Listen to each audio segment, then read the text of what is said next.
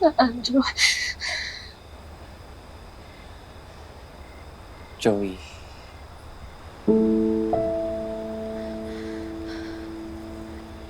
Alam mo, dami na nagtatanong sa akin eh. Kung ano yung nakaramdaman ko para sa'yo. Pero, hindi ko sila sinasagot kasi... Di ba dapat sa'yo ko unang aminin? Dapat ikaw yung unang makaalam. Kasi ngayon ko lang naman naramdaman to. Di ba nga, basher mo pa ako? Ayoko nga sa'yo eh. Kaso habang tumatagal tayong magkasama, napapahanga ako sa'yo.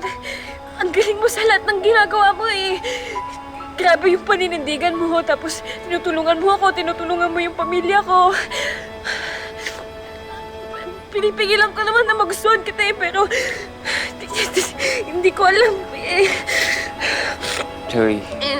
Hindi ko alam nung nakita kita, nasaktan ka. Doon ko na-realize na sobrang mahalaga ka sa akin. Na mahal na kita, Andrew. Joey. Mahal kita, Andrew. Mahal kita, Andrew. Joey, malito. Bata ka pa. Joey, hindi mo alam kung ano yung sinasabi mo. Wala naman sa edad yun eh. Alam ko kung ano yung nararamdaman ko. Joey, akala mo lang yun. Kasi palagi tayong magkasama. Pero yung feelings na yan, Joey, magbabago rin yan. Bata ka pa eh.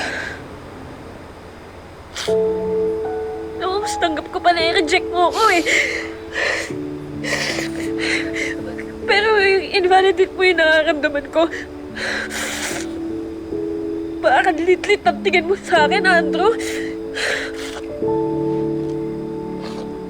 Pero okay lang. At least alam ko na ngayon kung ano yung nararamdaman mo. Kung may nagawa man ako dati that gave you hope, I'm sorry. I was careless.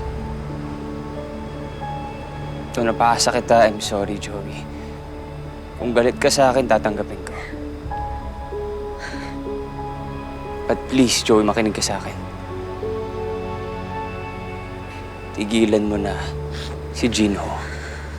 Please.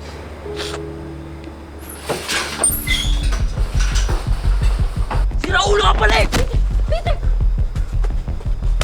Peter! Lalaki ako, Andrew! Nakita ko lahat ng ginawa mo kay Joey! At ano? Alam ko hindi lang dahil mabait ka! Pinaasa mo, pinaniwala mo! Tapos sasabihin mo, sorry, naging careless ka?